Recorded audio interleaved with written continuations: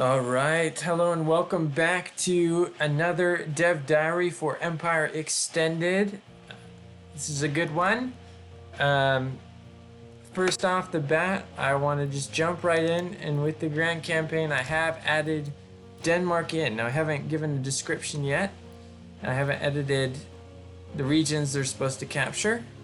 Oh yeah, and I added some more custom screens. But they're in the options, and I have found out how to edit these things. I just haven't gotten around to doing them yet. One other funny little bug is that the fog of war is not really relevant for the AI. That's why it looks the way it is, and I can't select anything in Norway or in Iceland. But I know how to overcome that. Basically, I have to play as another nation and conquer all these territories and then merge the save file data with this data. So yeah, without getting too technical, that's going to happen for all the minor nations. I'm going to have to conquer them first, which I don't think will be too big of an issue, but I'm going to be starting a new Swedish campaign just in my private time to conquer these as quickly as possible. But as you can see, if I build this, I can recruit the Grenadier Corps, and if I upgrade some of the barracks, eventually it'll allow some of the other unique units. So on that vein, I'm going to go ahead and quit and go to the single player battle, and oh, that was nice and quick. We'll play a battle real quick, just on the grassy flatlands. So Denmark in here versus Sweden. So first thing first, I think I want to walk through what units we have. So I filled out the Swedish Cavalry Corps. Now I did it a little different than infantry, as we have the different types of cavalry regiments. So like these are nobles. There are only 2 of them allowed, but they're very large. Whereas these Varvade, which is enlisted dragoons, you can get quite a few of them, and they're only 150 each. Dragoons also were, by the Swedish, primarily cavalry trained. So they're not, you can dismount them, but they're not meant for that. They're meant for close combat. And light dragoons are more of a hussar-like regiment, a light cav. And then we have the Lifeguard of Horse, 2 of those, and they are very large. And then custom artillery. This actually took a bit of time, but I added custom guns. I had to create my own gun type, gun projectile, and all that. So these are from the best data I could gather. So most infantry regiments brought with them 3-pounders and 6-pounders. 6-pounders are good against artillery and infantry. The 3-pounders have a pretty short range, but are easy to move and are very effective in canister against infantry. There's also Russian captured artillery. It's not the greatest, but it'll fill out your roster if you need it. You can recruit that in Russian territories. And then there's the experimental siege artillery and siege howitzers. So we'll go ahead and build a Swedish army for the AI with just like 3 infantry and 1 of each cavalry, just so we can see it, and 1 of each artillery. Well, a few artilleries. So the Swedish roster is pretty much done. I think I'm completed that. The Danish roster, I have added just a few infantry, the first 3 elite infantries, which are the Lifeguard of Foot, which are like the King's Guard, the Grenadier Corps, so Swedish armies had Grenadier companies attached to each regiment, and so that's why I give them the melee stat buffs for each. There's no specific Grenadier regiment.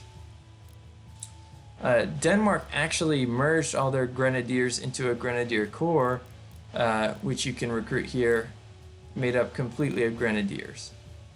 And then we have the Queen's Life Regiment, which guarded the royal family in the royal palace.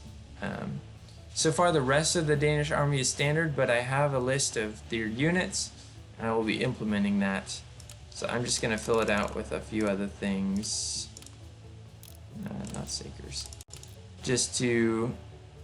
We'll add some hunters. Just to make it a bit of a battle, and we'll go ahead and jump into the battle to look at some of these units. Now I am still tweaking unit colors, so I'm going to be adding a bit more gold to the Danish units, as they're a little bit too much red and white, and they had a fair bit of gold in their uniforms, and light blue was also another common Danish uniform combo, which looks really nice. I got the grenadiers really well, as we'll see here in a second, but I'm gonna keep tweaking some of the others. Alright, here we are. Let's jump in.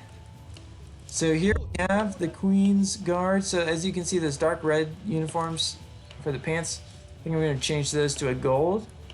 But other than that, they look quite nice.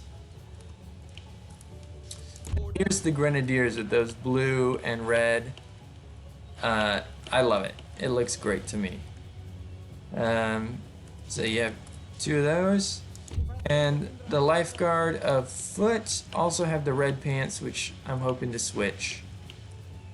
The original model I had white pants. I didn't like that at all. They looked British.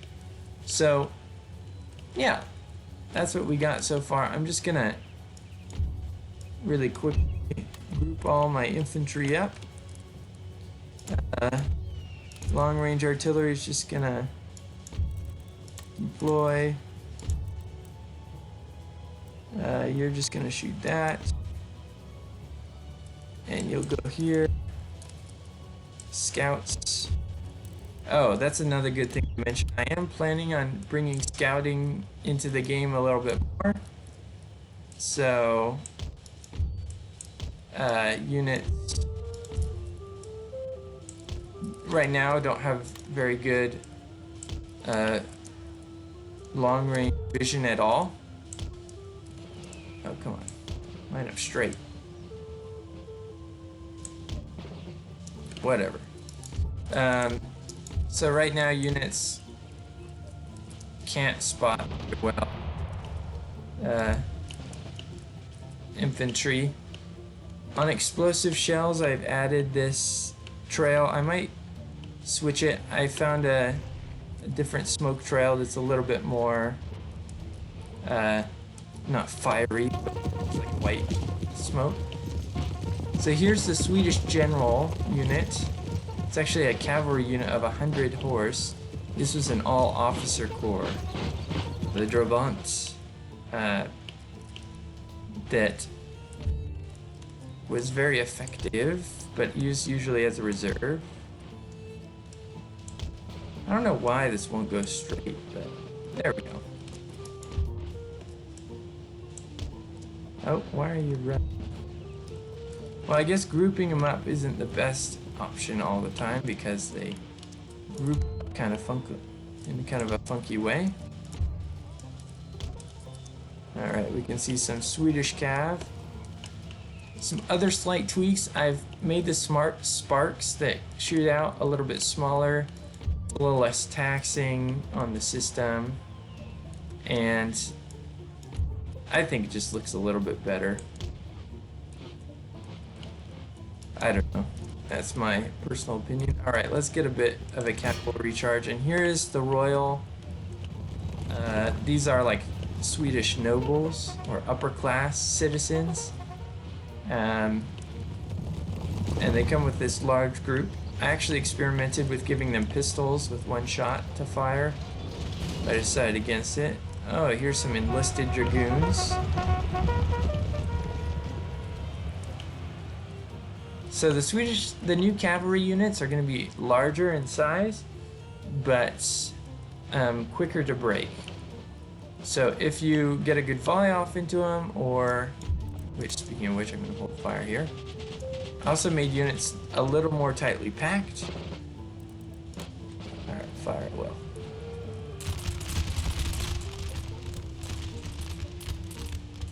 So in general, cavalry units will break a little quicker.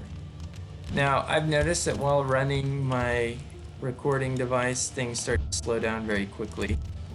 But I've been playing battles like this without recording, and it's fine. So I don't know if that's just the nature of the recording. Alright, let's go ahead and run. Looks like my cavalry protection is pretty much gone now, which is not good for these guys. We can put down stakes, but let's give a little fire. So as you can see, the sparks don't go as far, are a lot shorter, and I increased the flash when units fire a little bit. I like the sparks because it gives it a momentum, but it was just a little bit too much and a little extra taxing on the system. So it looks like his cavalry is sweeping around the flanks. Oh, that's another thing. I have been playing around with a bit of AI editing, the limited amount that you can do. So as you can see, that regiment took a decent amount of deaths and breaks. Oh, but these guys form square. Let's form square. Now there's two different kinds of square I've got working. Only thing is, sometimes the muskets disappear when you're in this tight formation square like that. But as soon as they engage the enemy, are reloading, or are firing, the muskets come back. So it's not, I don't know. I'm hoping I can figure out what's causing that and fix it. So I think we'll be able to hold off this cavalry unit. And there go my hunters. Oh, they reformed. Oh, I totally forgot about this. Yeah, so anyways, what I was saying about the AI is now more likely to form up into lines and properly assault your positions. It's not perfect, it's never gonna be perfect, but it's better. So anyways, let's see some of these in action.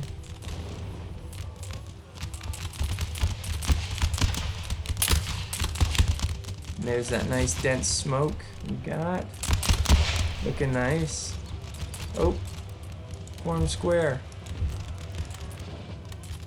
This is the lifeguard. So the lifeguard actually is a heavy cavalry, so they have a decent charge, but they're at their best just stuck in with melee.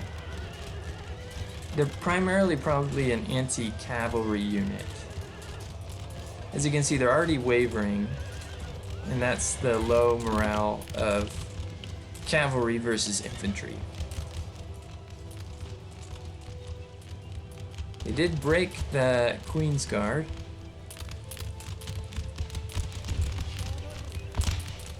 One other thing I want to say is I've been playing around with using smaller unit sizes, so like units that are, oh wait, let's go with this one. Units that are at medium or large unit size, and I think it works very well for larger multiplayer battles. So if we ever get like a 3v3, that's what I would recommend we use, as it is a good system.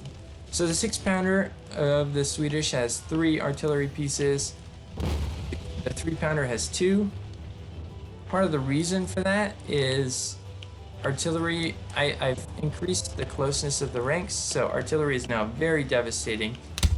So increased slightly the diameter of the actual projectile, so it tears a decent gap through formations. Let's go ahead and run our troops. Now I didn't really balance this at all because I have all my elite troops For Denmark and Sweden has just their average units, but anyways, I hope this is an encouraging step forward for you guys. Ooh, there was a good hit. I don't know where exactly. A few of those, but hopefully by the next step diary I'll have all of Denmark done. That's my goal. Oh, what do we have here? Oh, also the 3-pounder, because it's so small and only has 2 guns, can snipe. That means it can fire without revealing its position. Oh, but here's the siege artillery.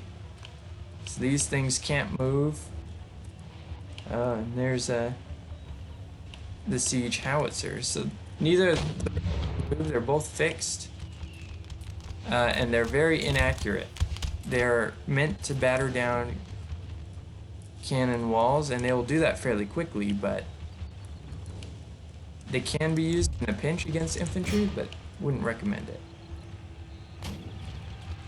So anyways, guys, I hope that helps. Hope that's encouraging.